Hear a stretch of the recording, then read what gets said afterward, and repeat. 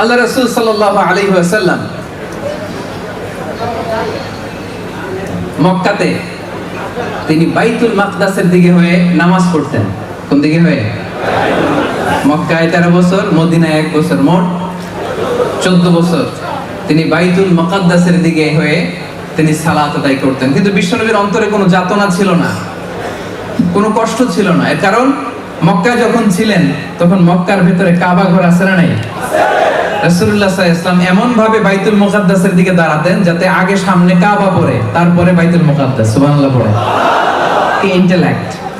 বিশ্বনবী সাল্লাল্লাহু আলাইহি ওয়াসাল্লামের ইন্টেলেক্ট দেখেন, বুদ্ধিমত্তা দেখেন।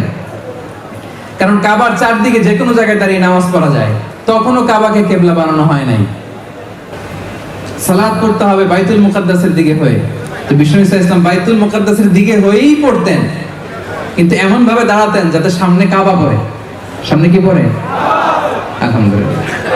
বিশ্বনবী এইভাবে নামাজ পড়তেন। নবুয়তের প্রথম 13 বছর তিনি এভাবেই নামাজ পড়লেন। হিজরতের আদেশ আসলো, নবী সাল্লাল্লাহু আলাইহি ওয়াসাল্লাম মক্কা থেকে মদিনায় হিজরত করলেন। মদিনায় যে বিশ্বনবী বাইতুল মুকাদ্দাসের দিকেই নামাজ পড়েন, কিন্তু একটা জিনিস নাই ওইখানে, কেউ জানে না এটা কি নাই? কি নাই? কাবা কোন শহরে? মক্কা। কাবা কোন শহরে? মদিনায়। কি নাই? কাবা যে নাই, বিশ্বনবীর অন্তরে জ্বালা আছে না নাই? 13টা বছর বিশ্বনবী সাল্লাল্লাহু আলাইহি ওয়াসাল্লাম কাবাকে সামনে রেখে, যদিও বাইতুল মুকাদ্দাসের দিকে, কাবাকে সামনে রেখে নামাজ পড়তেন। মদিনায় যখন গেলেন ওখানে তো কাবা নাই, এবার কি করবেন? বাইতুল মুকাদ্দাসের দিকে নামাজ পড়েন, কিন্তু কাবারে মিস করেন। কাবারে কি করে? মিস করে। প্রত্যেক নামাজের পরে সালাম ফিরি আকাশের দিকে তাকায়, ইস আল্লাহ তাআলা যদি আমার জন্মস্থান, আমার বাপ দাদার শিকড় যেখানে বাইতুল্লাহ, ওই কাবার দিকে যদি আমার কিবলাটা ঘুরাই দিত কতই না ভালো হইতো। বিশ্বনবী যে মনে মনে কষ্ট পায় এটা তো আল্লাহ জানে না? হ্যাঁ জানে? আল্লাহ তাআলা আয়াত নাযিল করলেন, ক্বাদ নারা তাকাল্লুবা ওয়াজহিকা ফিস সামা। নবী হে, নামাজের পরে মনের কষ্ট নিয়ে যে উপরের দিকে তাকায় কি ভাবেন আমি কিন্তু বুঝি, আমি কিন্তু জানি। ফালান ওয়াল্লিয়ান্নাকা কিবলাতান তারদাহা। নবী হে, অচিরেই এমন দিকে আপনার চেহারা ঘুরে আমি নামাজ পড়ার আদেশ দিব, আপনার মন খুশি হয়ে যাবে। ফাওয়াল্লি ওয়াজহাকা শাতরাল মসজিদিল হারাম। নবী হে, আজ থেকে আর বাইতুল মুকাদ্দাসের দিকে চেহারা নয়, টু দ্য ডাইরেকশন অফ কাবা, কাবার দিকে মুখ করে নামাজ পড়া শুরু করে দেন। পড়েন আল্লাহু আকবার। কিবলা চেঞ্জ। কিবলা কিবলা চেঞ্জ মানে ক্ষমতাও চেঞ্জ। কিবলা চেঞ্জ মানে গদিও চেঞ্জ। কথা বুঝেন? কিবলা চেঞ্জ মানে ক্ষমতা চেঞ্জ, কিবলা চেঞ্জ মানে গদিও চেঞ্জ। এতদিন পর্যন্ত বাইতুল মুকাদ্দাসে ওই ডাইরেকশনে ছিল, ওইটা কিবলা ছিল। এখন কিবলা যেহেতু চেঞ্জ, ক্ষমতাও চেঞ্জ। এজন্য সূরা বাকারার সেন্ট্রাল থিম 286টা আয়াতের মধ্যে কেন্দ্রীয় শিক্ষা হচ্ছে চেঞ্জিং দ্য লিডারশিপ ফ্রম বানি ইসরাইল টু বানি ইসমাইল। এতদিন পর্যন্ত গোটা বিশ্বব্যাপী বানি ইসরাইলের দাপট ছিল। মুসা আলাইহিস সালামের শরিয়ত ছিল, ঈসা আলাইহিস সালামের শরিয়ত ছিল, ইহুদ এবং নাসারাদের সম্মান ছিল, নেতৃত্ব ছিল। আল্লাহ যখনই বাইতুল মুকাদ্দাস থেকে কাবার দিকে কিবলা চেঞ্জ করে দিলেন, আল্লাহ ক্ষমতার চেয়ারও চেঞ্জ করে দিলেন। আওয়াজ করে পড়ুন আল্লাহু আকবার। ক্ষমতা চলে আসলো বিশ্বনবীর হাতে।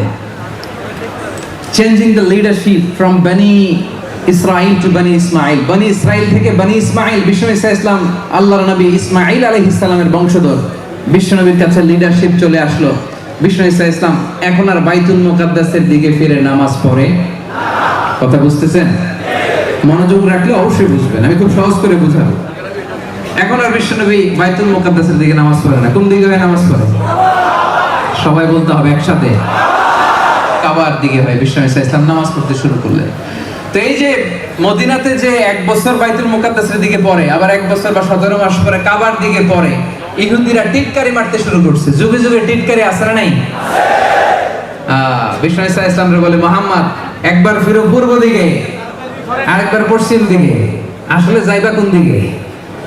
বিশ্বনবী টিটকারি মেরে বলে, একবার ঈমান আনো পূর্ব দিকে, আবার ঈমান পশ্চিম দিকে, তোমার ঈমান আসলে কোন দিকে?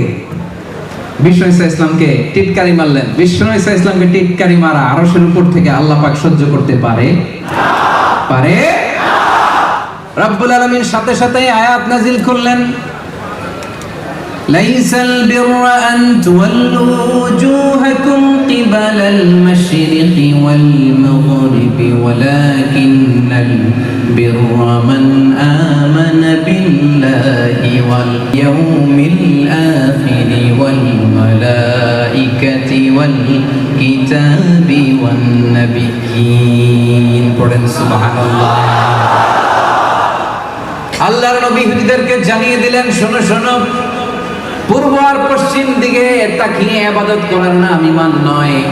পূর্ব আর পশ্চিম দিকের মালিক কে? উত্তর দিকের মালিক কে? দক্ষিণ দিকের মালিক কে?